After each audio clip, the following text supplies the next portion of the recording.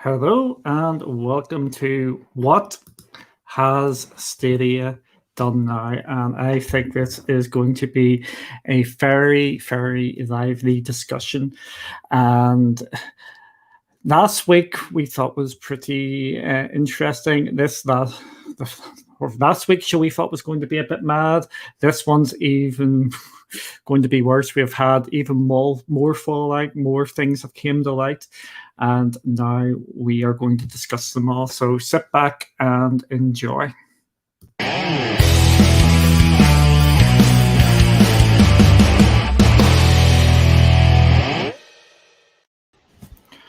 Good evening. I'll put myself over here. I'll go down the bottom because everybody doesn't want to look at me. We are back again for What Has Stadia Done Now? And Maker has joined us. Hi, Maker. How are you? I'm doing all right. Are you looking forward to this? No, not really. Oh, dear. Barry, what about your good self? Yes, I'm good. Monday is almost done and out of the way, so it's a good way to kick off the week. We've got our schedule set for the week, and this is the first one to rock it out. So I'm excited to see where we go. Yep, so am I.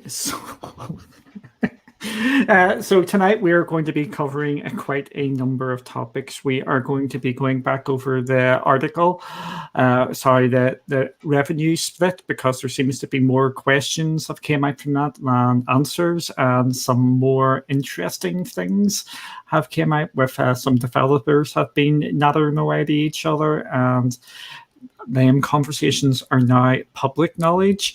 We also have to discuss EA and what is happening in EA on Stadia. We have two announcements to do as well. And Flip, there's just so much here. We've got to talk about Submerged. There's new games coming, which came to Stadia last week, and there's more games that have been announced as well. So this is going to be a real action-packed one. It's going to be an hour long, so it is. So we will kick this off with the EA news, or lack of EA news over the last week. Last Thursday, wasn't it? It was last Thursday. EA Play had EA had their EA Play where they were showcasing some games. And a grand total of 0 games are coming to Stadia, or new games which have been announced at that show. And now this is including annual franchises or franchises which were on Stadia before. So it's going to be a fun sort of conversation. So first of all, we'll start this nicely. Barry, what did you think of the EA show generally as a gamer? As a gamer, I absolutely hats off to the guys at EA. I thought they delivered a really well put together EA Play event. Well paced. The music was good. The way they built it up in terms of kind of getting you into it, you kind of felt like you were ready. You were hyped to kind of see what they had to talk about. And then obviously, pre-show wise with Andy McNamara and I've forgotten her name, unfortunately, but the co-presenter, I think they did a good job of kind of just kicking things off, giving a little bit of a glimpse into what was coming. In terms of content, game wise, I as a gamer, there was literally, I don't think any of us walked away without at least probably 2 or 3 things where we kind of said, yes, I want to play that. So I absolutely, hats off to them. I thought it was a great event. There's just so much to kind of to be able to take in and enjoy. I am exceptionally hyped now for Battlefield. That I think last week's event properly tipped me over the edge. So it's pre-ordered now. It's done. It's just a case of sit tight and wait for October. Although there is a beta in September. So. Yeah, lots and lots of games. Maker, what about you? Overall, what did you think of the event as a gamer first and foremost? I think it was a decent show. Lost in Random had that kind of Alice Madness Returns, almost like a Tim Burton vibe. I thought that was really neat. Grid Legends looks like they're expanding more on that game. Trying to make a more narrative experience. For me, the big one had to be Dead Space, though, because I played the original and I thought it was a really good horror game. And to see that it's being made by the team that did Battlefront 2, I've actually been delving a little bit back into Battlefront 2 with one of my friends. So the visuals on that game are exceptional, and I really hope that they make this a very immersive experience, a very good experience for the gamers. And then obviously Battlefield, it looks like a lot of fun. The concept of creating your own like map styles, and well, not really maps per se, but game modes and stuff of that nature looks pretty fun. And so I'm looking forward to trying that out. Yep. For me, I really enjoyed the event. It had games I wanted to play. Battlefield, I was not convinced before, but after watching this, I am 100% convinced for it now, and I think it's worth the money by just looking at it. I bet Jem's going to be happy we're saying that, but that's a different story. Dead Space getting remade just for next gen. Or current gen. I think we're just call it next gen for. I think it's easier just call it next gen for the foreseeable future. Looks absolutely class. Grid. It's a bit of a strange one, but I know, Barry, you've been enjoying the F1 story mode, but story modes for random sports games now. Let's just chuck them in here. So it's going to be interesting to see where that is going to lead. I thought it was overall a good show. We did have some Stadia news from that event. We had some new legends. We're putting that in the quotation marks for obvious reasons, aren't we, Barry? Yes. For FIFA, with a couple of players being added, including Ole Gunnar Solskjaer, whoever that person is. A legendary substitute, and we had some Madden. I think some Madden stuff was showing off as well. So again, there was some Stadia stuff there. However, the biggest talking point for me out from the show is it looks like EA's 5-game deal with Stadia is now done. They do not look like they are supporting Stadia now. And this, for me, this is a concern. Is this a concern for you, Maker? Yes, actually, because I mean, I do enjoy EA titles. The Battlefield series is one that I'm looking forward to. Dead Space, and future titles like Dragon Age, or whatever the next Star Wars game might be with Respawn and stuff of that nature. There's a lot of really good games that I'm looking forward to EA, and if EA backs out of Stadia, that's not good for me. Barry, you don't look so pensive. You're looking on. No, he's going to ask me now. No, I don't want to do this now. No, not at all. I mean, I think there is obviously. I think in sheer black and white sense, they announced a 5-game contract. They obviously, well, by the end of the kind of the summer, kind of early fall, they'll have fulfilled that. They've obviously fulfilled it announcement-wise in telling us kind of what those last 2 games are. But once those games are then delivered, that contract is fulfilled. The fact that they are showcasing games that are obviously this fall and then kind of into next year, and there's kind of nothing kind of forthcoming in that respect, certainly doesn't look good. But in terms of EA's relationship with Stadia, I think I could be wrong, but I think certainly a lot of it is probably gonna hinge possibly on how well Madden and FIFA do, as to whether there is maybe nothing else added to the platform, but maybe FIFA and Madden kind of continue to be, especially with the potential rumours circulating that FIFA's due to be free to play potentially from 23 onwards. I mean, I think that there's no easy way to kind of paint it. It's not great. They were forthcoming in announcing that 5-game contract. They've fulfilled it.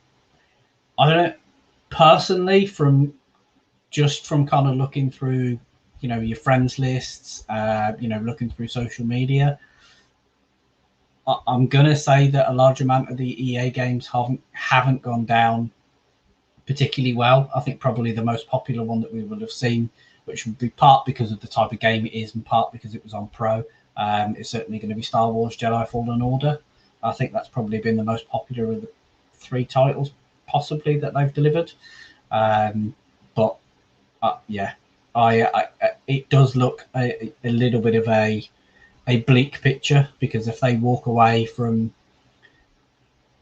Stadia, then that means that there are certainly annual franchises, fan favorites that the platform just simply isn't going to get.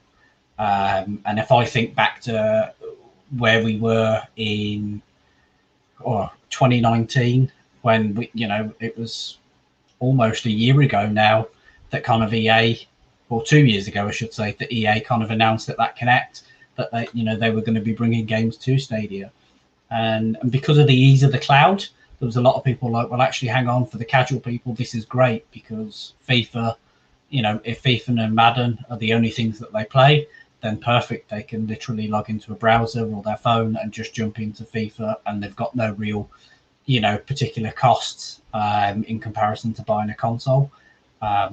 I think obviously if that dries up, then that is going to go out the window, which is is unfortunate. Yep, it is definitely a worry there. The biggest one for me is Battlefield. Battlefield not coming, and as we know, player numbers on Stadia are poor for multiplayer games, and with Battlefield actually having crossplay, for me that is a bit of a shocker that isn't coming to Stadia. When you add into this 2K as well, this isn't looking too good for Stadia outside of Ubisoft. As we know, Ubisoft is a completely and utterly different breed. They are on basically every platform they can get on, they go on.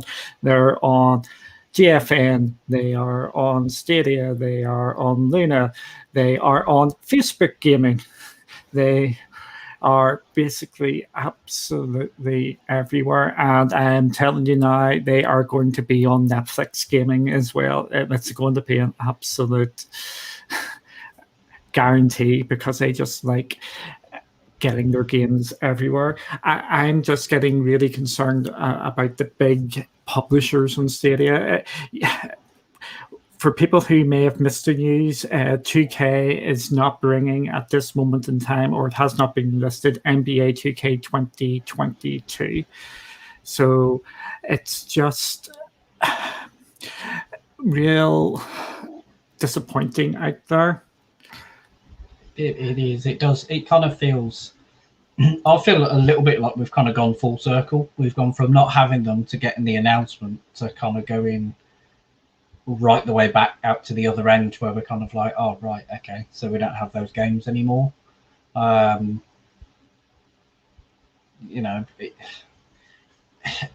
think it is what it is. Yes, it was a 5-game contract, but if if you sign a 5-game contract and then walk away at the end of the 5 games, that says a tremendous amount potentially about the decisions that have been having to be made from a publisher's perspective. Because if you fulfill a 5-game contract, you've had all the costs of getting it ported, all the development, maybe some outsourcing in order to get the ports worked on, to get them delivered, and then at the end of that 5 years you walk away.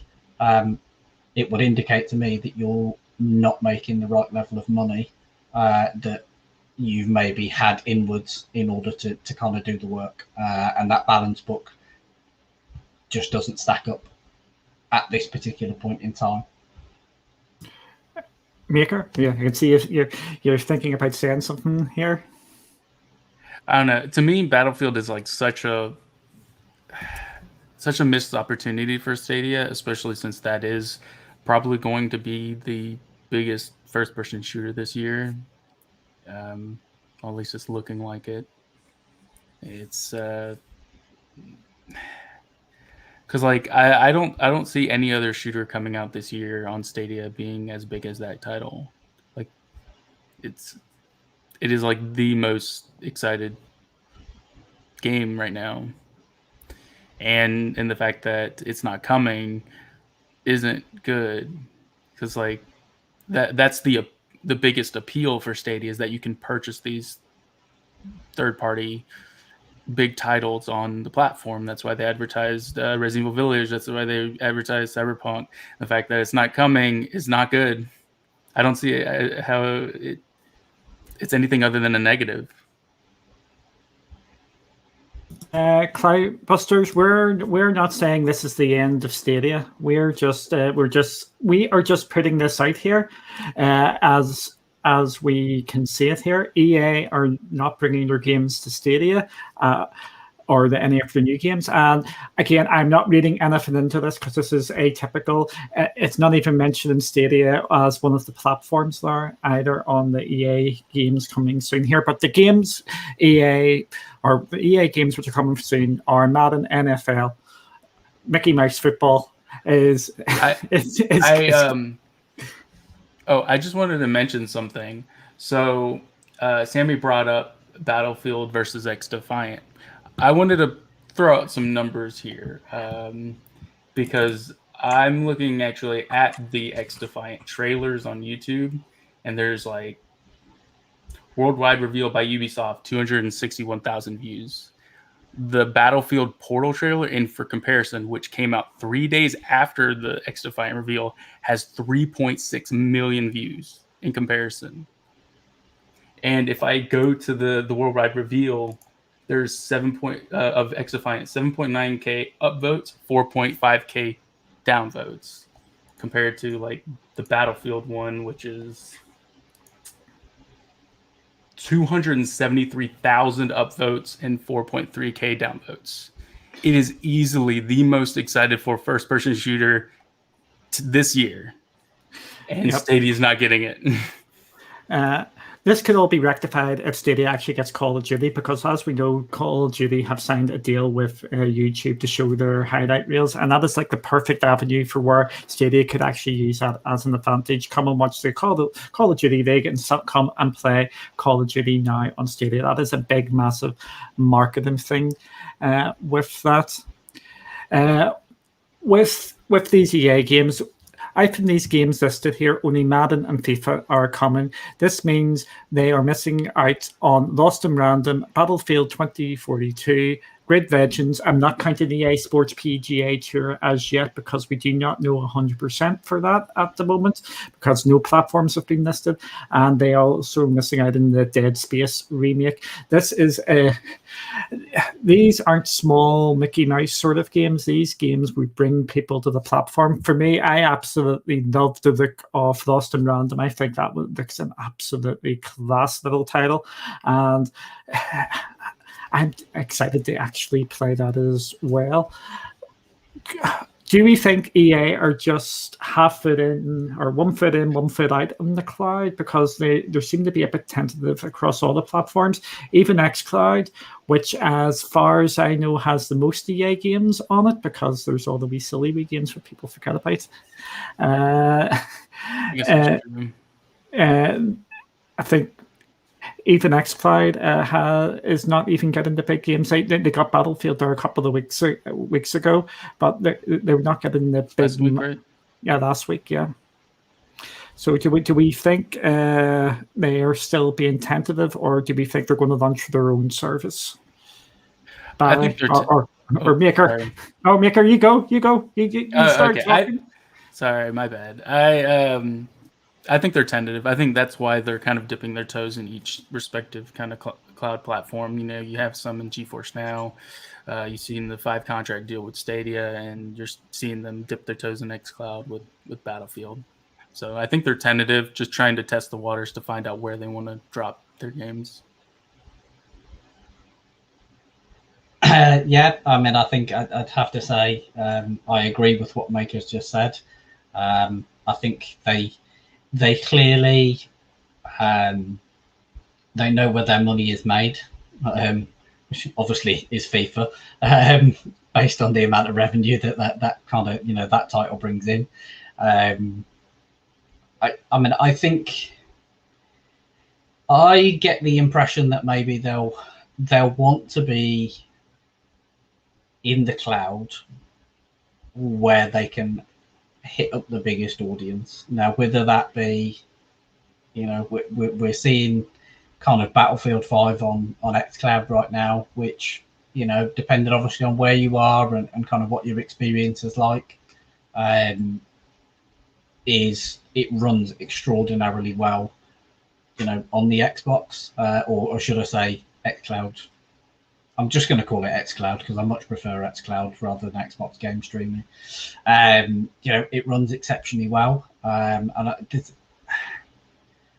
I think they want to find a position where they can put minimal effort to make it work, but get the maximum amount of return. And I think that is what they want from the cloud. And for that reason, I think they may be slightly off put with maybe doing their own thing, because they know how hard it is to make games anyway, and to kind of bring in the revenue and get the right level of audience, let alone then have your own kind of platform. I think the way I kind of see them going is I see more coming out of Xbox, because I think that's an easy route for them.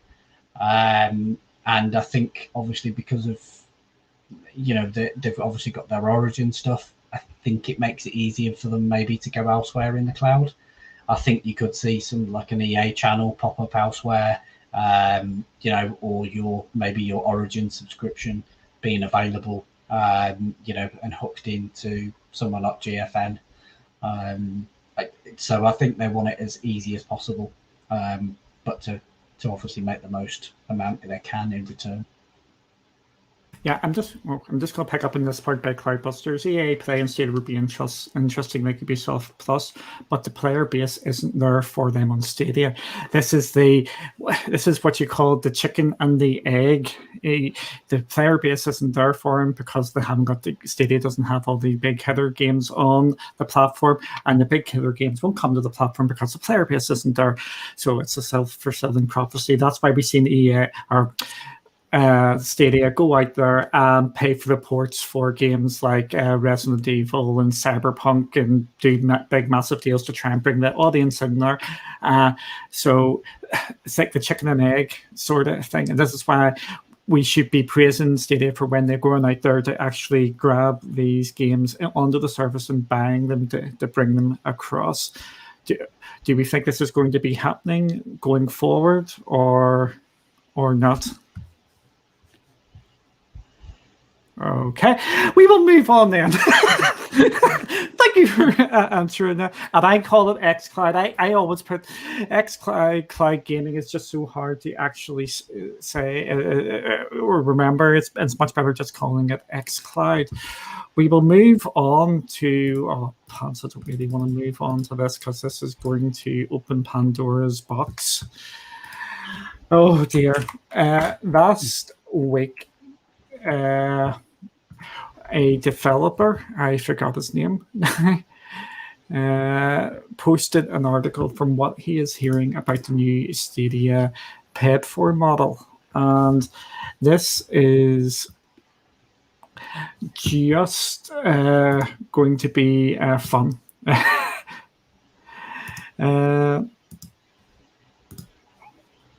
Here we go. I just make sure I click onto the right one here. And I didn't, but never mind. It's still the right. I can still bring that across. Okay, just before I get onto this. I was just about to do that. Well, I was just about to buy you some time and do that, but crack on. So why do you make a Stadia show just to be super negative all the time? We are not super negative all the time. When we see Stadia good news, we put it out there. As far as I remember, we were the first one to put out the stuff about Ubisoft and Rainbow Six Siege, things like that. We call it down the middle. I think sometimes you've got to ask yourselves is if Stadia was doing good things all the time, this show would be nice and positive. If you go watch any of the other shows, we call everything out down the middle. If things are going well, we say things are going well. If things aren't going as well, we say things aren't going as well. Unfortunately, with Stadia, there's always some sort of controversy swinging around from it, brought up from out there by articles like what we're just about to show you now, or the community sort of gets into a tizzy about some things. So unfortunately, Stadia just breeds controversy and things out there which you just need to talk about. Part of me wishes the other platforms had a bit more controversy. Yes. Yeah, absolutely. I agree. I mean, and I think that the thing to realise is not as a result of this show, but it does not benefit the platform if the gamers, so that's people like us who game, people in chat, people on social media, it does not help Stadia if all you do is blow smoke up their ass all the time. If you call them out, and we've seen this with other people, Microsoft have tried to make changes and their fan base turned around and said, nah, screw you, and they changed. Sony have done the same.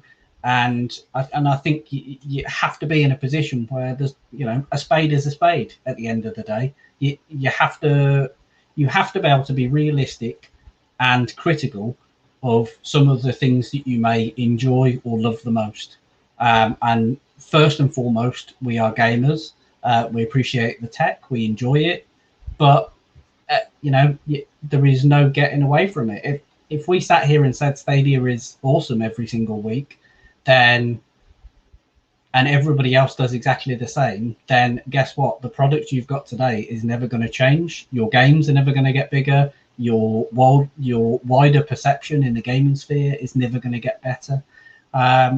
So it's, I guess, I mean, yeah, you called it, Duncan. We're not super negative. We are realistic, and we just call things as we see them. And I think I've seen a comment in there saying even the title of the show is negative. I mean, I think that, to me, it depends how you read it, because what has Stadia done now? If you turn up on a week where they've announced 12 games, a new partnership, and this, that, and the other, it ain't a negative. It's not negative. It's positive. And that comes back to to what the guys were saying there. There is. Stadia is never just about the games. There's always a facepalm moment or a whoopsie or something similar that kind of detracts what should be the central focus. Yeah, and I'm one to always express my opinions. When Xbox Live Gold upped their price, I called it out. I thought it was ridiculous that they doubled the price. I think when PlayStation decided to shut down Japan Studio recently, I was not happy with that, because I liked a fair amount of Japan Studio, or the team at Japan Studios titles. So yeah, I think it's fair to call out what we see as it's just us expressing our opinions, of what we would like to see Stadia do, what these platforms, what we think they should do, because obviously we're not behind the pilot seat. We're just seeing from like a gamer perspective. Each of us have our own opinions, and that's fine. Some people might love something that other people hate. It's a fact of life. Yeah. What I'm just going to add into this here is some of the stuff we have been talking about for months upon months upon months upon months has happened. Stuff we have been saying we would like this to be changed. It's obviously not changed because of us. It is stuff that we have been saying, and we have seen Stadia implement some of these changes that we're just about to come on to, changing revenue streams and trying to go in a different direction and things like that. And if you think that we've been negative, go back and watch the show 2 weeks ago, or two weeks ago, when we were covering the Stadia conference, and we were very enthusiastic about it. It's just absolutely down the middle. And your mama knows. Oh, there goes my phone. Yes, it was bound to happen. Even the camera's putting its head in its hands, and your mama knows. Yeah, exactly. There is a difference between shutting down one studio and shutting down your first party studio, your whole first party studios. It Didn't they is. have? I was going to say, didn't they have multiple teams at SG&E as well? Yes, there was two. Yeah. So yeah, I I think it is a very different, because it's definitely a shift if you're getting rid of your entire first party. You're shifting into something completely different. Especially when you talk about the fact that the justification, or one of the reasons used as a justification, because they realized that they wanted to focus on more third party. And if I'm going to clarify the whole Japan studio, I believe that they closed down portions of the Japan side to reinvigorate Team Asobo, which was a different team. So it's kind of shifting money and shifting resources elsewhere, but effectively shutting down one to focus on another. Yeah, all we want more games on all the different cloud services. So it is that is the struggle at this moment in time. But we are seeing big, massive milestones getting reached by other people out there and other technologies. I'm not sure if people are aware. Again, I don't really like talking about other services when we're doing different shows, and I say that on our other ones. But if you look at Luna looks like they've got a ray tracing now enabled.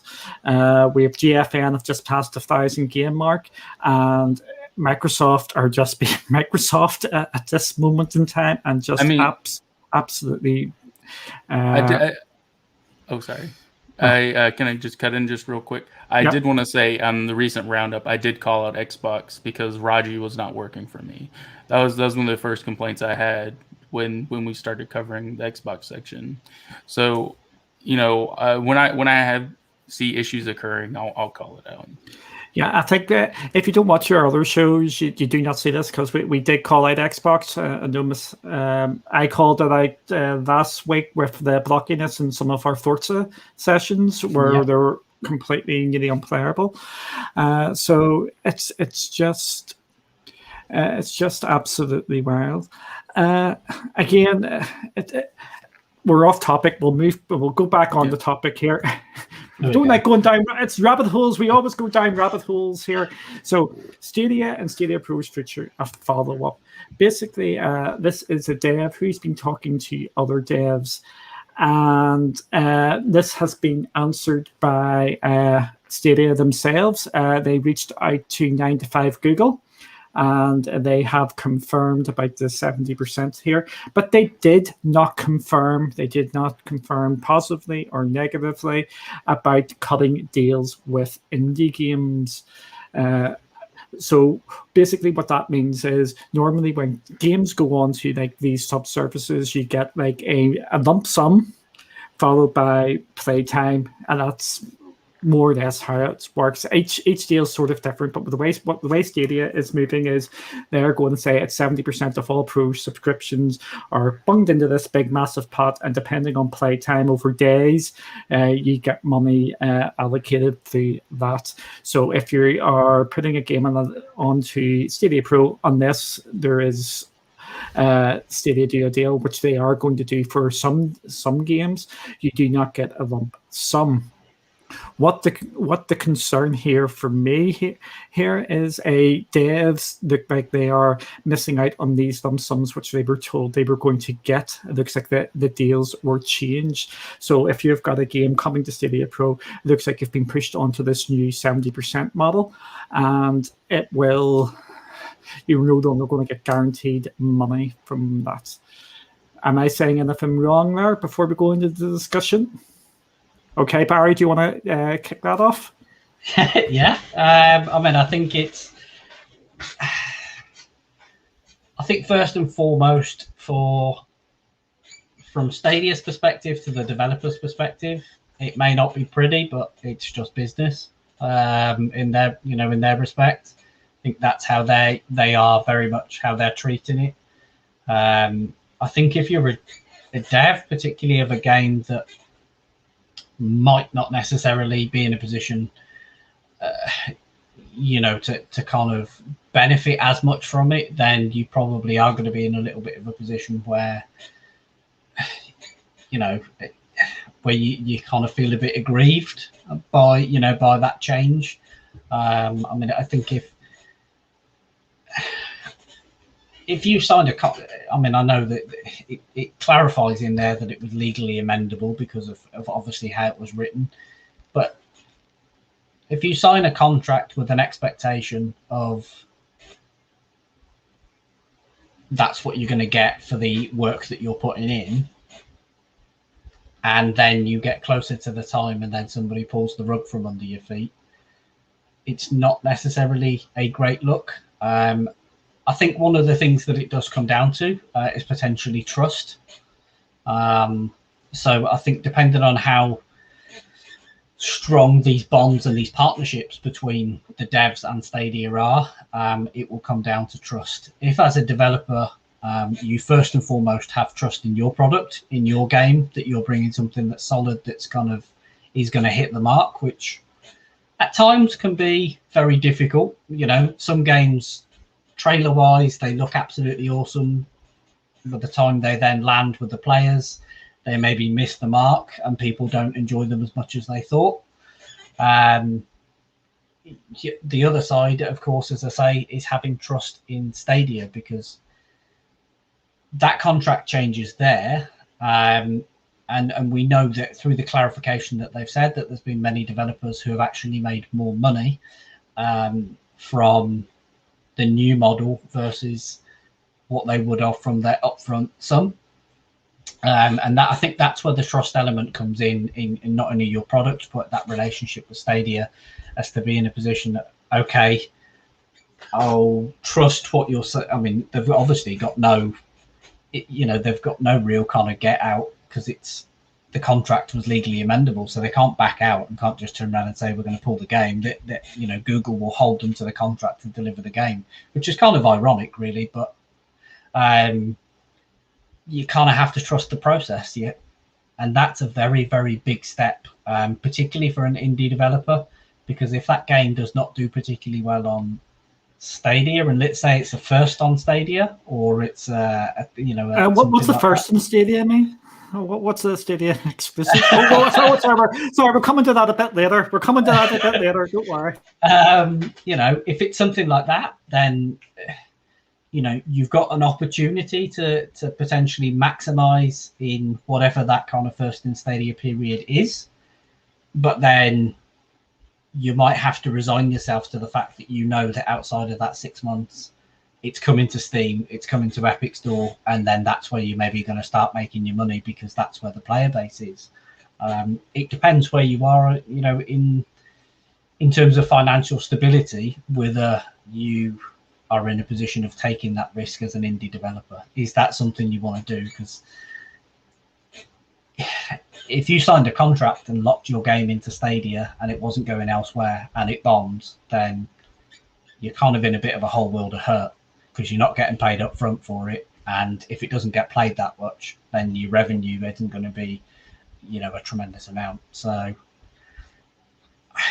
personally, don't think it's great, but as I say, it's business, and that will reflect. I think the scale and the enormity of these decisions will only ever reflect badly on the larger organization at a point in time where maybe things become more apparent. If this doesn't work out and devs start talking more and more to each other, and they maybe kind of start getting the word out publicly, it's going to be it will be pretty damning in that respect, if they are kind of strong arming people into the new agreement versus a contract they had in place to pay an upfront fee. I'll shut up now. Maker. I was going to bring that. I was actually going to bring that comment up. There's another comment which I'm going to touch on as well, because I think I think there's maybe a lot of misunderstanding about the actual deal and what it actually means to devs. Yeah. So This is a tough one because I think some games will benefit from this model and others won't. I could definitely see a lot of smaller indie devs, especially like new coming indie devs, probably wouldn't want to go with the 70-30 split deal because to me, if you're a really small indie dev, you are reliant on your game doing well. You and if you're taking a gamble on what games are coming out on Pro that month, because let's be honest, if like a game like Star Wars Jedi Fallen Order drops and you're just a small indie dev with your first new game, it's going to be horrible because everybody's going to be playing Star Wars and not playing your game. So the chances of you getting that cut are going to be a lot less. It's these indie devs, they'd much rather have that lump sum because that's going to help with porting costs. That's going to maybe give them a little bit of revenue. That way they know that they'll be decent off for at least a little while. And that comfort is, a lot of these indie devs love that. Like if you this isn't really Stadia related, but if you go listen to some of the indie devs who are making deals with Xbox Game Pass, like Shoe Dreams Elsewhere, I believe, was the one that said that they got the call and said that it was the largest amount of money that they heard for a deal ever, and they were ecstatic. They were happy that they can now do what they love and get paid for it. And that's, to me, that lump sum works for a lot of these smaller devs, and that 70-30 split is probably a lot better for maybe a more experienced or a lot bigger devs, more so. That's just my take on it. So if they're shifting and making these developers go with the 70-30, I think it's really shitty. Or really crappy. Or whatever now. Yeah. I was trying not to cuss, but yeah.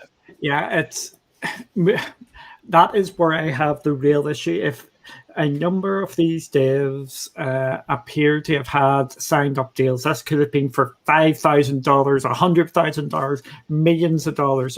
We don't know the figures. It could be anything.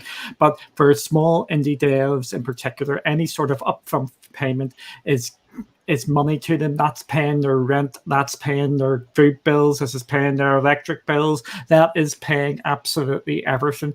And gaming is a business.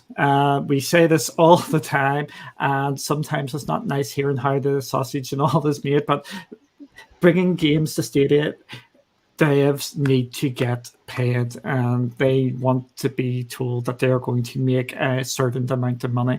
And if this is true, which appears that it is true, that these devs are actually losing money, guarantee upfront payments, that is absolutely a poor thing to do.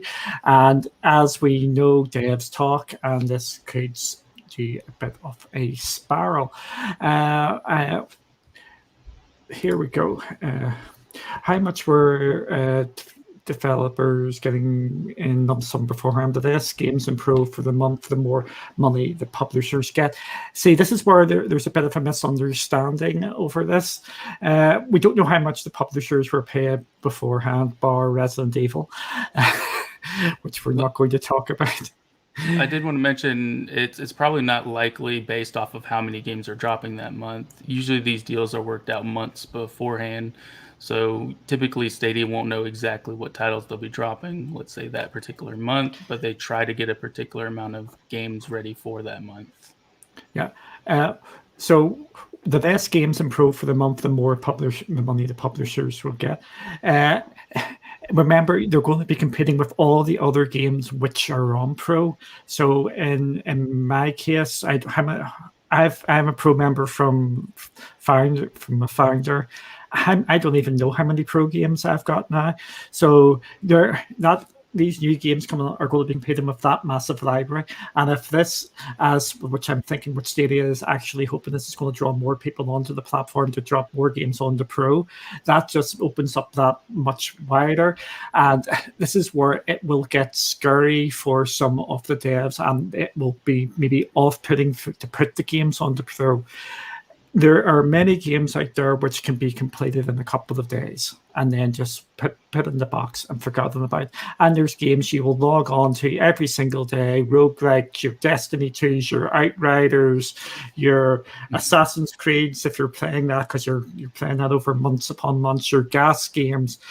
They are prime and they are going to make an absolute killing in pro if it really, really takes off, because people will be logging on every day to go into that. And these smaller games, so the games which are more narrative based or and smaller indie games, are going to be missed out on because people are not going to go in and play them, because the deal isn't for how many hours you played on it, it is how many days you've played on it. Yeah. So if you go and blitz, you've got a weekend free and you go blitz. I think this game just keeps on coming to my head. Lost Words.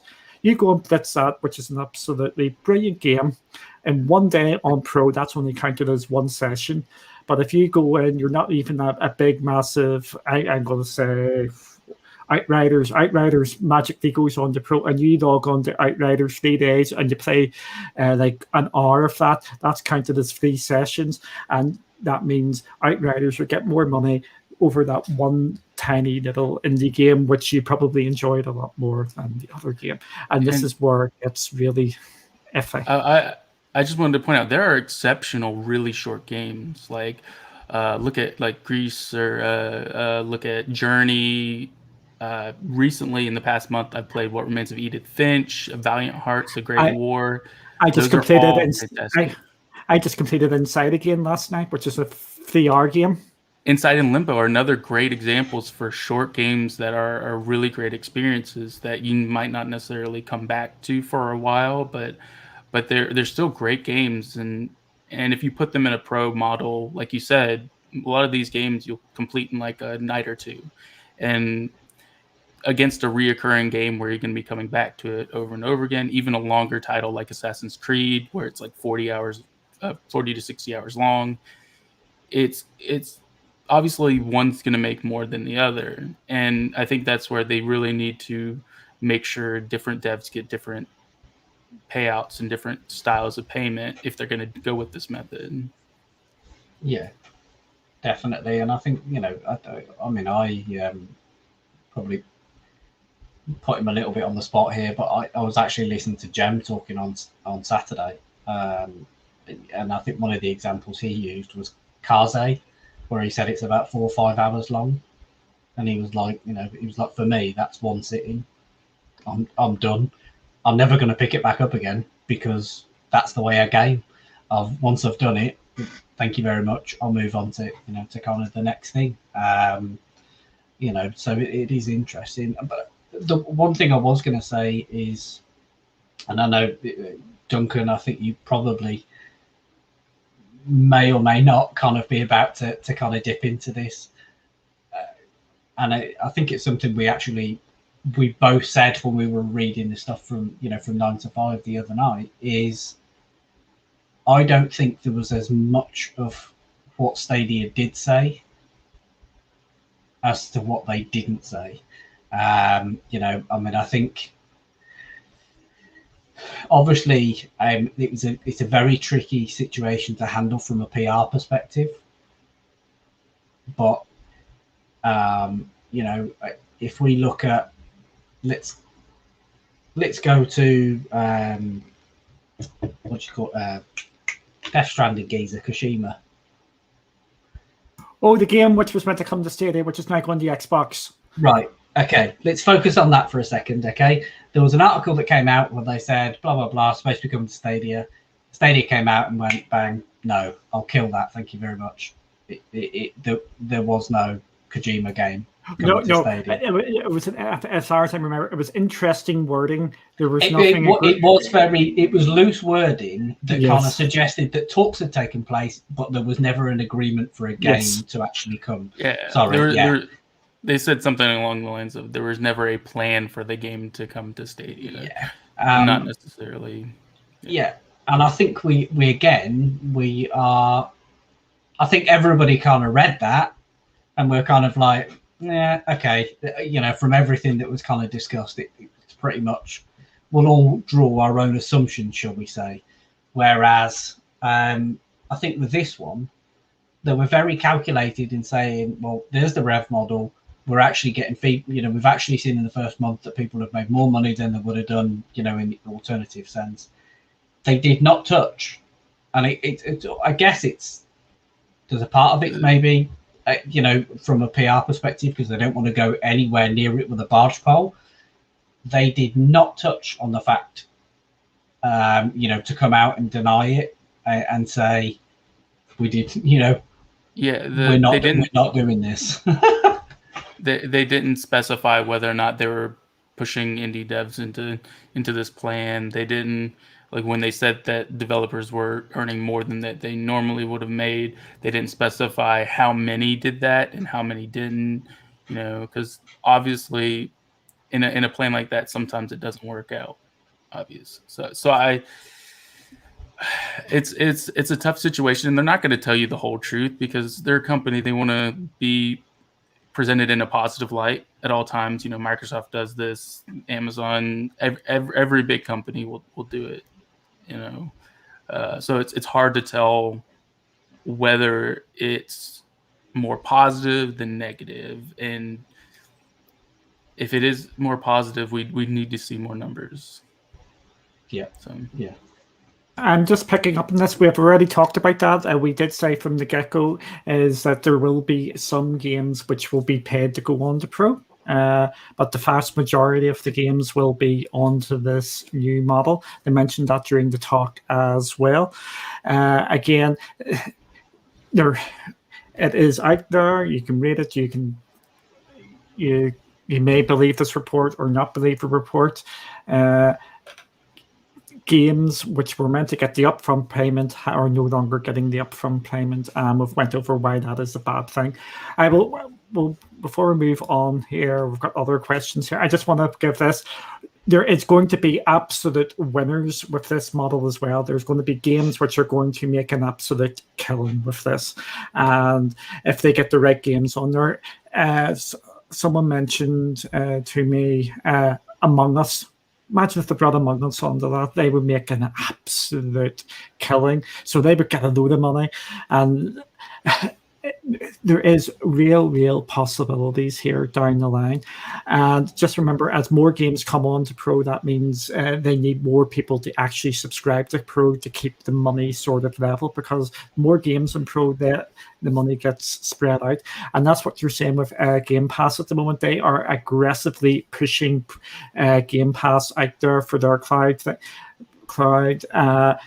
I'm getting bombarded by emails by them saying come play it in cloud. They're just trying to grab as many people as possible and bring them to the cloud and bring them onto the Game Pass. And that's how they are able to expand and bring more games. It's a rolling stone. And hopefully this is what Stadia is trying to do as well, just trying to grab as many games as possible to make Pro more enticing, because at this moment in time, and as we've said over the last number of weeks, Pro is starting to lose its value, in my opinion.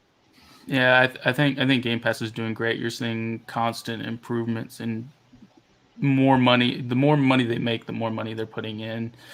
The fact that 4 indie titles, like in the past 2 weeks, are coming day one into Game Pass is a test of that. And I definitely think Stadia should do something similar where they're investing more into their Pro titles and kind of pushing that as a good entry point, because I do see these subscriptions as good entry points for the casual consumer. You might play on PlayStation, you might play on Xbox, but if you pay only $10 a month, you get these titles for Stadia. It's quick entry into the platform and to try out and play all these titles. Yep. Gamer TV was agreeing with you there, Maker, as well. Yeah, I think that was more so towards the indie dev bit, but that was. Yeah, the porting process has been made simpler. I'm looking forward to see the fruits of this down the line. Let me see. There was other.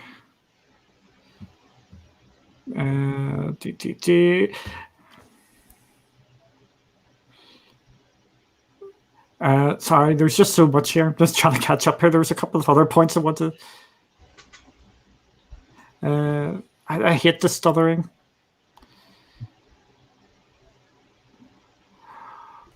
Oh, Raphael Spencer. That's a familiar name. That's a blast from the past.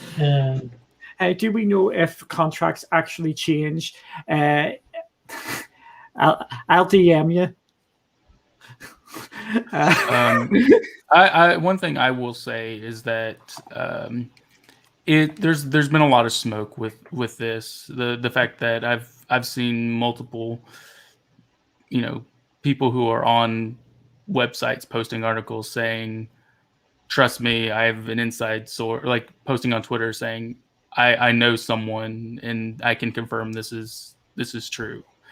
The fact that it's not like just random people saying this. It's not like a bunch of random people on Twitter. It's people who either post articles and do stuff like this. It most likely there's some truth to it, which isn't that's not going to be a good light for Stadia, especially if it's indie devs, because indie devs go to game jams and they talk to other indie devs, and if one indie dev says, "Hey, I had this bad experience with Stadia," it's not gonna, word spreads around, and especially in the indie crowd.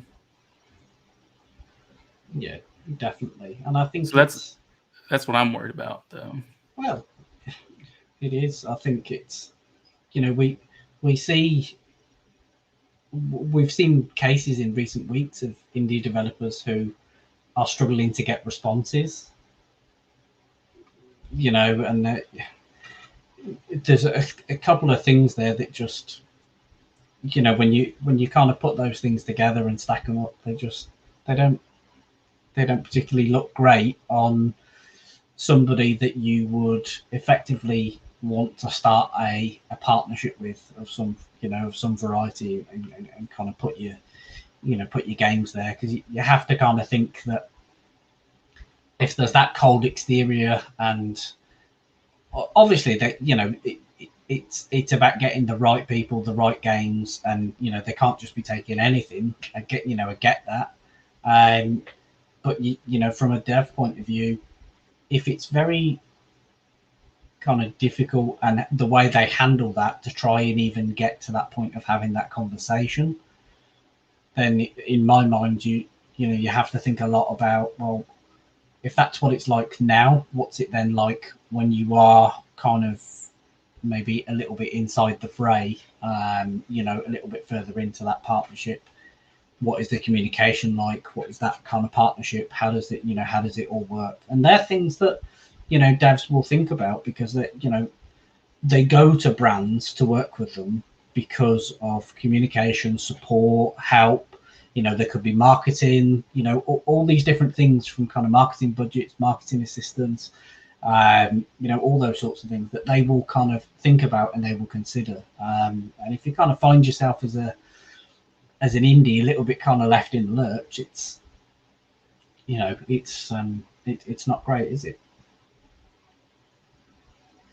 And I think, sorry, no, carry on. I was going to say, or did they actually drop the games in the months already had that yet, but couldn't release say yet? I know that some devs are going to get paid. Arc is obviously a paid for one there, and I think there may have been a trial of that report from the 9 to 5 Google as well. It looks like there was maybe a trial of this with select devs as well. Sorry, Barry. No. I was just going to say it, and sometimes it's kind of, we wonder why some of these developers don't go out there and kind of sing and shout about the fact that their game is on Stadia at times, and sometimes it gives a little bit of an insight into that kind of reciprocal sort of relationship at times. I mean, the most common one I can think of recently in the last few days is the guys behind Blue Fire. They put a tweet on kind of social media to say, we're so happy we've actually made it. We're on all, I can't remember the exact wording, but we're so excited. We've actually made it. We're on Xbox, PlayStation, PC, and Switch. Not even a mention. And I think sometimes, you obviously you've got to be cautious not to read too much into it. But for me personally, when you see that, and that's a repeated thing, there's devs not talking about the fact that their game is on the platform. There has to be something in that as to why they don't want to talk about it. Yeah. Let me see here. We've already answered that. We were nice and positive. Go watch us a couple of weeks ago. Massive AAA titles are not going to do so well with this model now. Yes, they are. Depends what they are. I'm going to give you a game which I think would be absolutely banging on Stadia Pro now. It's not going to happen, but it would probably be the number one game there. Rainbow Six Siege. They drop Rainbow Six Siege on the Pro. People will be logging in every day just to play that. If they redid the Destiny 2 deal, there's another game as well. Avengers would be another good title to have on there as a Stadia Pro deal, because the more people who go sign up to Pro, the more money they can get. It's snowball. But it's the gas games, the multiplayer games, the long single-player games like Assassin's Creed, or games which you keep on coming back to. And I'm going to get a cheeky one in here because this is a big game and we know a load of people play it, and they play it daily. Farming Simulator, or there's Civilizations, Football Manager. There's a load of games which would be perfect for Stadia Pro, which would be AAA or AA sort of level. Yeah, I think with the subscription service, AAA titles actually do really well. Like, a lot of people might think that most people are going to purchase them, which is probably correct. But there's also a lot of people who hold off on purchases who might not get it. There might be that person that never played Resident Evil 7 and it dropped a Pro and people tried it out and played it. Obviously, that one's going to be played more than a lot of the smaller indie titles because that's more well known through word of mouth, etc. Same with Star Wars Jedi Fallen Order dropped on Pro. That's another big title that I definitely saw a fair amount of Stadia players playing that when that came out. Yeah, that is the second bit for it, but then you come into the thing where they're going to pay for them to get onto the Stadia Pro. They're not going to take a risk, because putting on Stadia Pro with this sort of model, it is going to be a gamble no matter what sort of game it is. Let me see. It's a tough situation. I think like devs in the middle, like where they're not super new and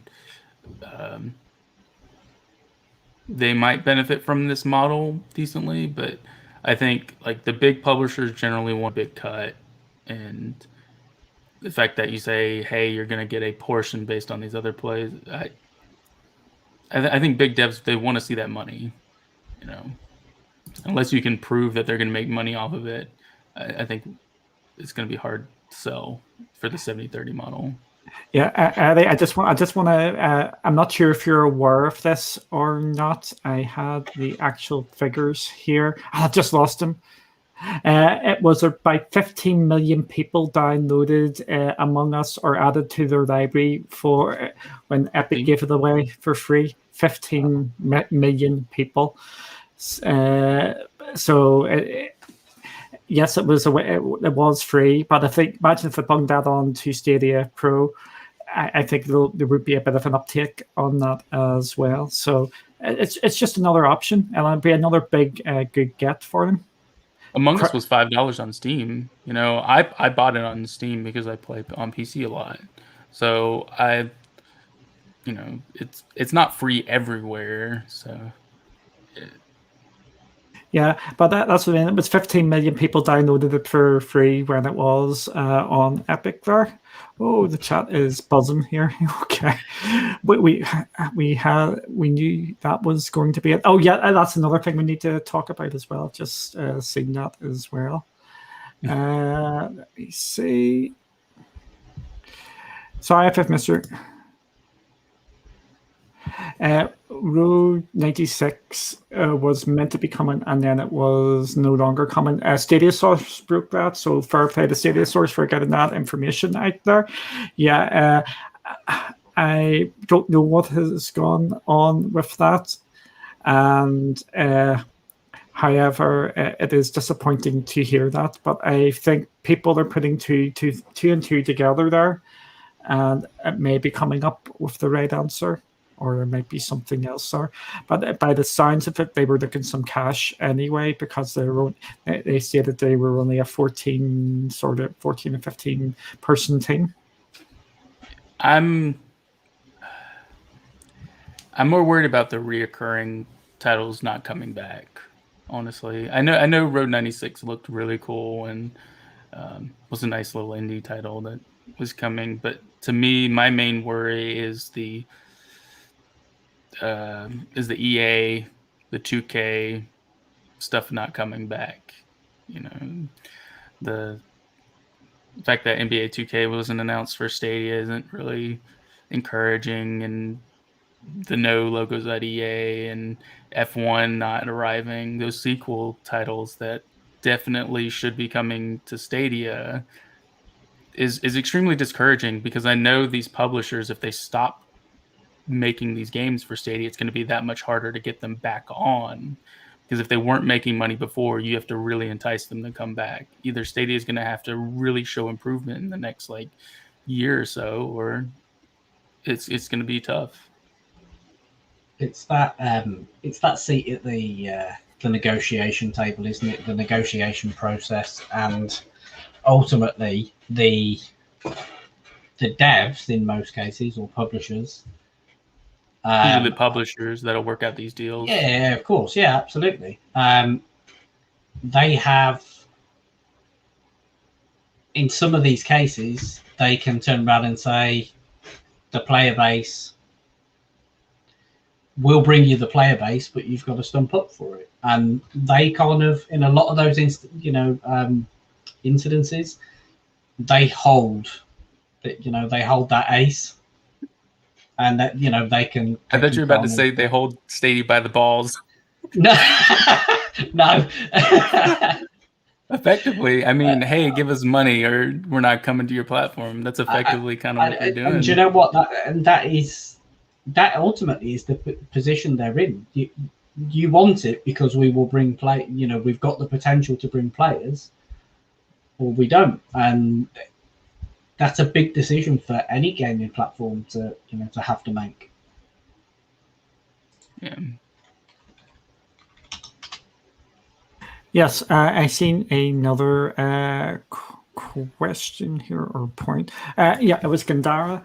I haven't read the article in question, but I highly doubt Google would have reneged on contract unless there was a get-out clause, in which case all's fair. Yes, there was a get-out clause of a sort where they could amend the terms, but in the gaming sort of world, it's a sort of no-no.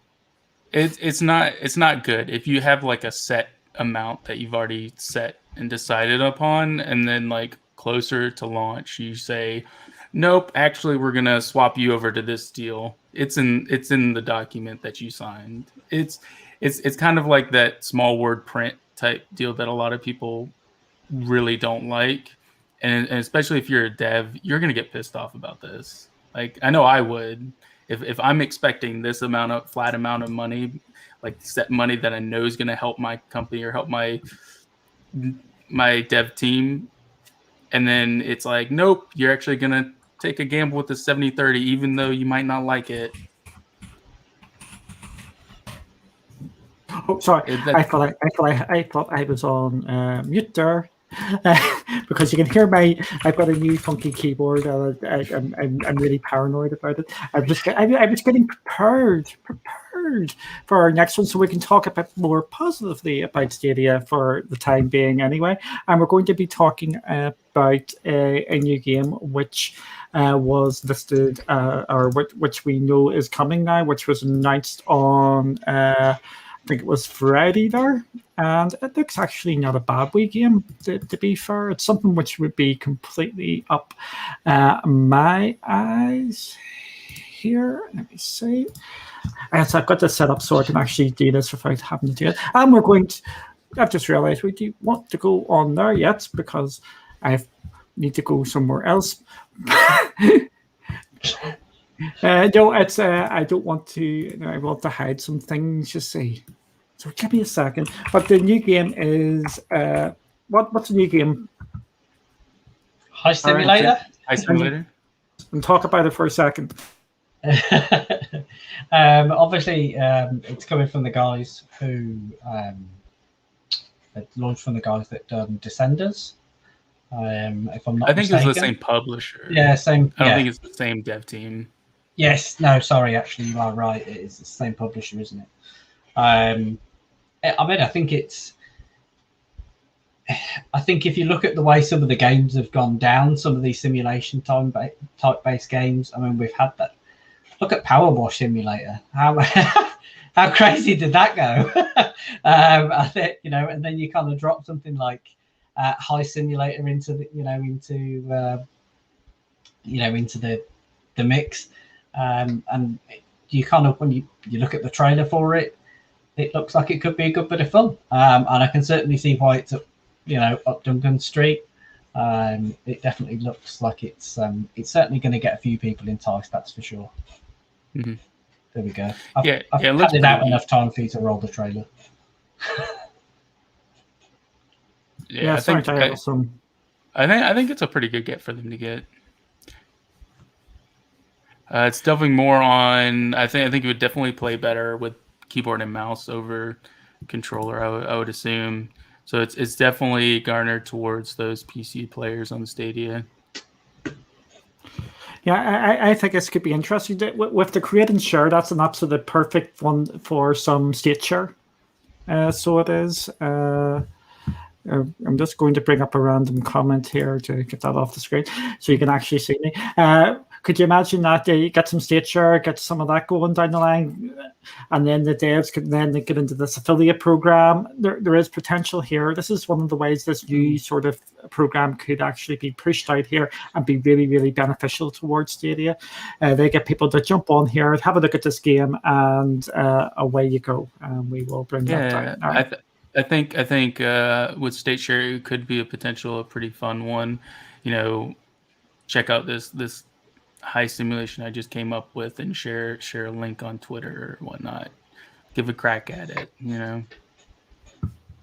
Yes. Absolutely great that there's another game coming. Barry. Yes. Did you see what was listed today on one of the listings agencies? I've had a busy day, so I'm not sure that I have. I might have missed it. Have I missed it? Oh, was it? It was one of my predictions for a Stadia Pro game. Oh, was it Paw Patrol? Paw Patrol was listed. So, for people who don't know, we actually predict the pro games. We predicted them on Friday there, and I predicted Paw Patrol to go to Stadia Pro. So that's hopefully I am right because no one else would have picked that, and I get bonus points for that. And I won last month's. Oh, damn. If Sammy's in the chat, that's going to drive him nuts. Yes, it will. And it wasn't winning by a wee bit. I won by an absolute landslide because I predicted a game which no one else predicted. I can't even remember which one. It was Terraria. That game which shall not be named on Stadia. See, there's always controversy. See, and if you're just talking about games, you have to. Yeah, there's always controversy. Terraria, you're not allowed to mention that game about being on Stadia. Okay. On again, off again, on again, off again. Yes. What else? Oh, submerged. Maker, you found this story. Tell us what's happened with Submerged. Submerged Hidden Depths is now listed on Steam, and it's slated to come soon. I think the main problem with this one is the fact that when it released on Stadia, it said only on Stadia, and typically the wording is only on Stadia is exclusive to Stadia and not leaving, whereas first on Stadia is a timed exclusive. So the fact that this is shifting out of Stadia means probably their publisher had they worked out some kind of deal where they could break their contract and re-amend it to where they can release it on other platforms. And I don't know if that's indicative of how well the game performed on Stadia or whatnot. But all I know is it's being released on other platforms now, or in the coming future. Yeah, I can add some. I can shed some more light on this. After I posted about Submerge going to PC and it being a only on Stadia title, the guys from 9 to 5 Google hit me up and just said there's no difference basically between that only on Stadia title and the first on Stadia title. Outcasters is due to go onto other platforms as well. It's actually in the trip, and that was an only on Stadia title. So, okay, so there we go with that. So we were thinking Outcasters was likely to go on the other platforms as well, but I'm going to put my spin on this, which is probably a slightly more positive sort of spin. I think only on Stadia means Stadia and PC. I might be wrong with that. While first is Stadia maybe means it's fully timed exclusive. Like we've seen PlayStation games go to PC, Xbox games go to PC. That's what I think only on Stadia means. If this heads to other ones, I think then we can just bin the only on Stadia malarkey and just go first on Stadia. But I'm just adding a bit more into that there. Barry, what's your take on this? I think it's interesting because I think to be fair, it's not the only, Stadia is not the only platform, we see this on. We do see it on other platforms where games are kind of only available on one platform and then they roll out and they're either available on PC or they roll out and they're available on maybe an opposing platform. So I guess it's in that respect, it's not a particularly new thing. It does happen all the time. I just think when you're in a position where when you've kind of got that game where it is kind of like an only on Stadia, that word it implies the fact that you explicitly can't get it anywhere else because it's only on Stadia. So I think that's. I don't think it happens all the time, and there could be multiple reasons for it. It could be that of course, Submerged in Depth was pro when it first hit. That's allegations against them.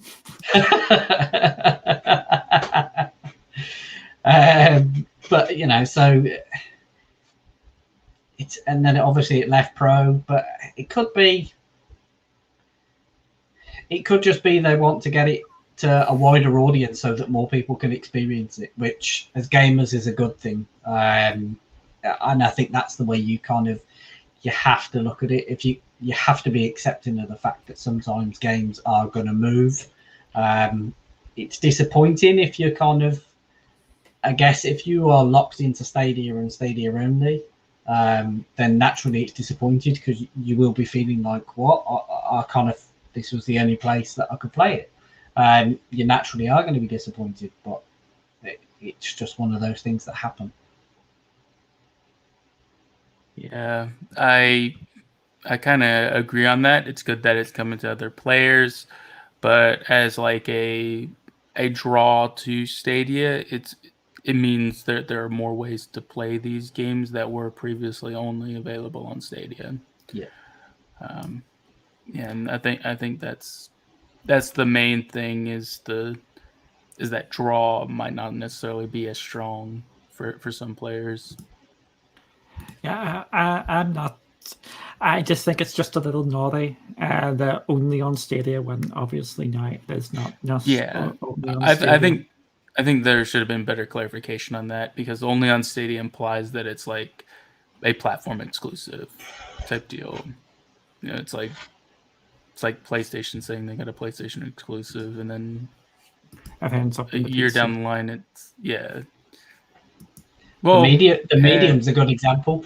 Yeah, but you get to know the terms, and we thought the terms were first on Stadia meant it was going to other platforms later. Only on Stadia is like a PlayStation exclusive. So again, I don't think this is too much of a big thing. That's what she said. But we will. But I just think it's worth bringing up that only on Stadia title is now going to PC. I think it needs to be out there so people can know that only on Stadia can mean other places as well. Just like this is a generally bar outside Nintendo. This is a common sort of thing going on now. So I just think it is worth just saying that. What is next? Well, I've lost the plot. Did we want to cover the titles that they came out with last week? Like, oh yes, that's what the other stuff was. We've got Chris Tales. What else came? It was a One Piece World Seeker. Yeah, which just came on, and it came on at a brilliant price. Did have a good deal. See, we got a lot of flack a couple of months ago when some of these older titles came on without a discount, which obviously needed a discount. Cough, look at Bloodstained, and there was another one as well. There was a couple of other ones as well. But when you come on, it's an older game with a big deep discount like that. It really tempts you to get it, because I was actually quite tempted to get it. What about you, Maker? Were you gonna get it? Not really, to be completely honest, because I've seen mixed reviews about it, and I'm kind of hesitant on it. Plus, I've got games stacked to play and beat right now. I just bought Death's Door, so I kind of want to delve into that and stuff of that nature. Stop using Duncan. Maybe you'll see a video of me playing it, and maybe that'll decide whether you want it or not. Yeah, I'm still really, really tempted. I've actually been playing a load of games this last week, and I've completed a couple, which has been absolutely good as well, because it's always good finishing games. And by the looks of that one doesn't look that long. What's it? 10 hours or 20 hours long? It's something around that. I'm not sure. I haven't looked it up, but I will say I also started Chris Tales, which is a pretty decent title. I like it. And it starts off a bit slow though. Yeah, I've been meaning to play that as well. Have you upped your 20 minutes in Chris Tales? No, I haven't. Not yet. I will get back to it. I just had to finish Card and a couple of other bits. So, did you at least get to a save point? Yes, I did. Yeah. Okay, good. I'm good. I won't have to pick it back up and do it all over again, thankfully. But no, I do want to get back to it, because I think, I think Chris Tales is certainly, for me personally, I think there's something in Chris Tales. I think it's going to be well received by each of the gaming communities that have got access to it. Yeah, I think two good sort of pickups there. Obviously, I just want more games on Stadia, because I think there just needs to be a bit of a pickup of a pace, and I think we're approaching that time where they're going to, because we're running out for months now, and we're meant to be getting over 100 games this year on Stadia. So we're getting into the bit of the crunch sort of period. It's a bit like I don't know. I see xCloud shifting so fast towards the cloud. Like 10 titles for this past week and this week are coming to cloud. And that's 10 titles in 2 weeks. And compare that to Stadia's 2 titles this past week. I definitely think Stadia needs to ramp up the amount of titles that they're releasing, just because it'll offer a wide variety of games that a large amount of players can want to play. That's my opinion. Yeah, I just want to go over something which was meant to cover in the EA section. The reason why people like me can say that the EA games are not coming to Stadia and skip off the other platforms is because Stadia is a paid-for platform. It is like comparing Netflix to the Google Play Store where you buy your movies. You expect all your day and date releases on Google Play Store. Big titles, that's the difference. Yeah, and when you're comparing it to the other one, with Netflix, you're expecting some titles and their exclusive sort of stuff, and that is the complete another difference. So that is why I make that sort of comparison. It's you don't expect a new Wonder Woman on Netflix like day one after, yeah. But you expect it on if you're going to buy for it, and that is the difference, and that is where Stadia has positioned themselves as a paid-for platform. So you're expecting the paid-for games there. So sorry, that was just a bit of a diversion there before we move on. And this week could be a big week for Stadia. Oh, you weren't expecting this. I threw in these wee curveballs now and again. We know that the Stadia Pro games are coming. Do we expect anything else coming this week? Do you think we're going to hear about any moves or changes to Pro this week, or anything along that lines? I think they're gonna. Wait, go Barry. Go Barry. I don't necessarily know that we'll see something, kind of coming out and announcing a change to Pro this week. But I kind of do feel that we're approaching that point in the year where maybe a consumer-centric, maybe 15-minute YouTube premiere or something similar may well be on the horizon. It's certainly due. We've not really had much this year in the sense of kind of Stadia doing anything other than kind of the weekly blogs. We've not really had anything that's kind of been solely focused on on the customers or the gamers. And I think, as I was saying on the roundup on Friday, obviously they had that dev summit, which is kind of it's talking to the devs, it's talking to the that particular audience. But there wasn't necessarily a huge amount in it for gamers.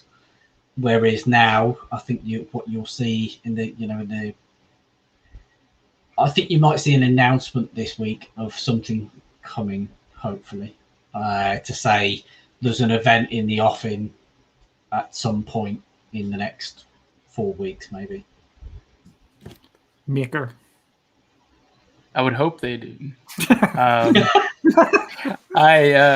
That's my thing is I it's always this, I hope they have something to follow up after this past week, with that SG&E close. I hope they have something to follow up this, and I don't know, like Google's such a weird company. They're very tech focused, and so I think they're just going to chug along and do what they were planning to do anyways. I don't think they shift based on articles or perception or things of that nature, which is a plus and a negative.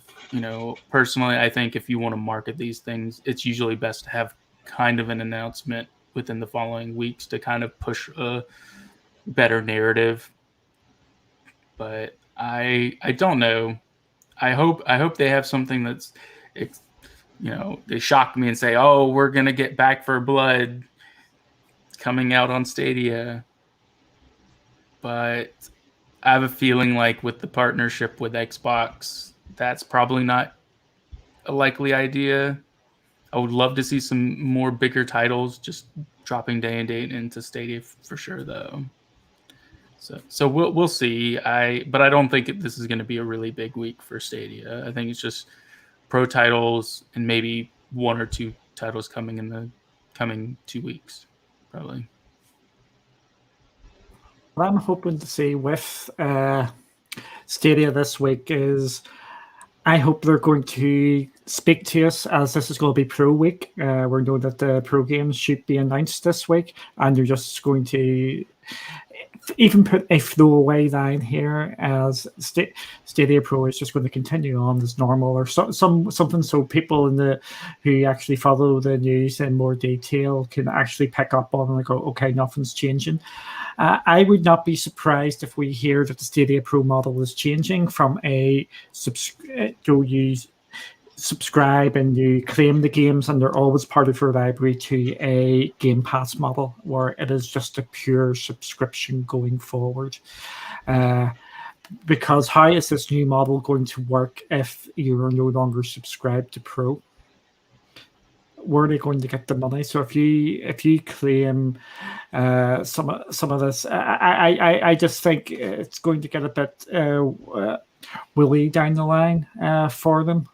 So I think they are going to maybe announce something along them lines. I'm hoping they're going to throw in a banger of a game in Pro, which is going to get the juices flowing just to relaunch it, because this is a relaunch of it, a big game. I think Ark could be that game.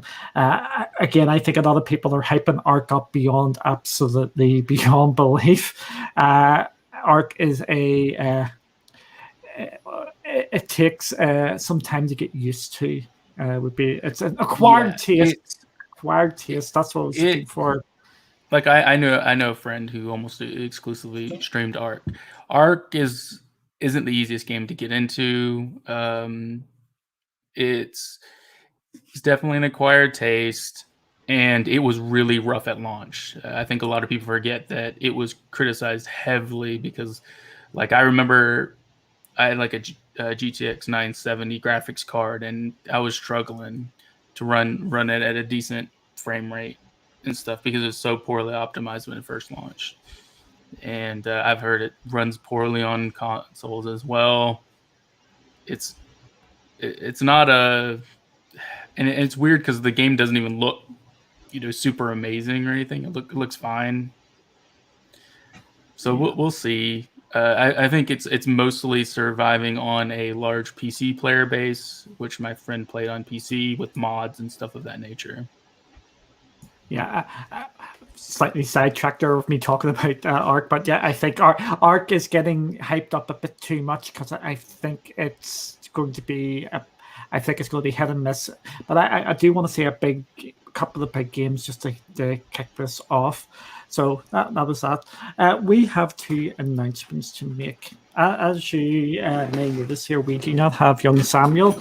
We have Maker instead, who has ably and outstandingly taken his place there tonight. Sammy is taking an extended break at this moment in time. He wants to get things sorted, so we're wishing him all the best. So we won't see Sammy for a couple of weeks or months or years down the line. We don't actually know. He's taking an extended break. Probably years would probably be better, to be fair, wouldn't it? I hope he'll be back. You never know. Extended's open-ended, isn't it? Yeah.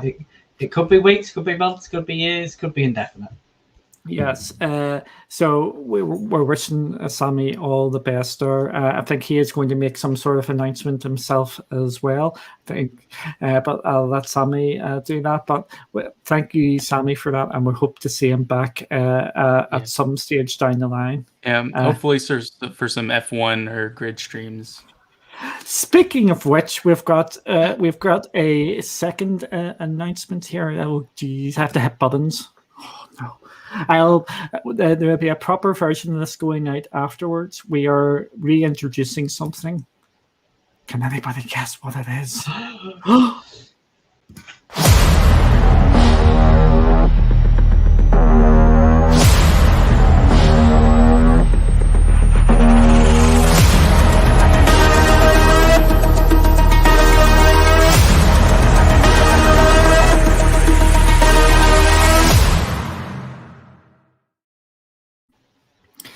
Yes, we are bringing back our play-alongs. We are back on Sunday at 8 o'clock. And bad news, the Evil Laugh is joining us as well.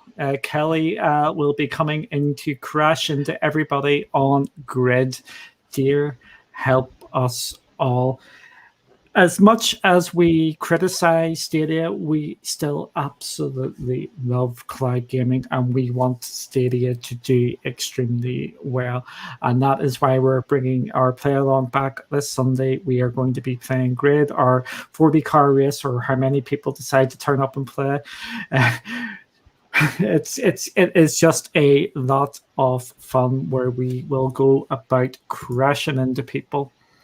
And it is this Sunday, 8 p.m. UK, 3 p.m. Eastern, noon Pacific, and we love it.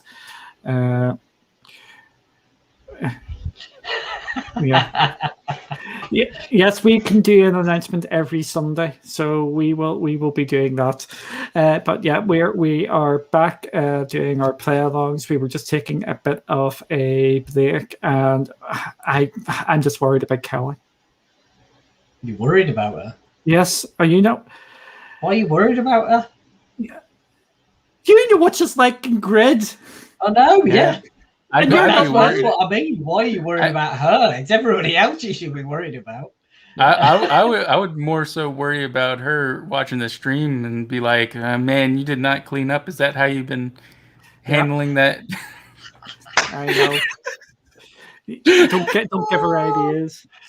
Don't give her ideas. First thing she shows up, she's like, better be cleaning. Yeah. But yeah, I know it's a bit funny bringing back Grid with all the news. It wasn't a troll. It's just everybody loves a bit of Grid. It's all play styles, both the more serious players and the people in just for an absolute there for a laugh and just to crash into people. We do want to bring some more and different sort of games, but we're just going back to the old faithful, just like everybody else seems to be. It seems to. We were talking about this before anybody else were actually announced anything, which is usual for us. We do want to get different sort of games going as well, so just let us know and we will try and get things going. We are not committing to doing it every week, but we are bringing them back on a regular basis because we don't want to overload ourselves here because we've got so much on. So we're bringing back our play-alongs. What are you laughing at?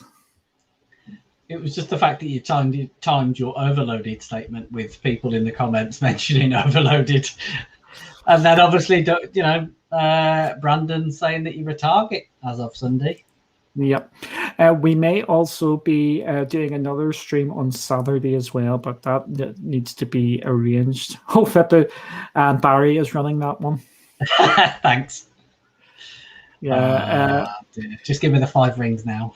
Yes, it's we may also be doing the Olympics on Saturday as well because I think that is on a free-to-play weekend this weekend. Or did I just let the cut out from back and I wasn't actually meant to say that? I better check my emails. Isn't it Avengers this weekend? Avengers is on. Avengers. Yes. Give me a sec. But I think we may be playing the Olympics at the weekend as well. So you can stay tuned for that. And I will get... I am volunteering Barry just for badness. So yeah, just for the fun. Excellent. Thanks. Yes. Yes. No, there was no embargo or anything like that. Woo! Oh, okay. Yes. There we go. Yes. Woo! I didn't break embargo. I have to worry. Yeah, and then look of panic on your face. I was like, oh my goodness, am I opening my gob when I'm not meant to be opening my gob? Yes, the Olympics is free to play this weekend as well as part of, as Eddie's saying, the game test for crowd play beta thing, Mahafa. So we may give that a go, so we can try and get some people to join in as well.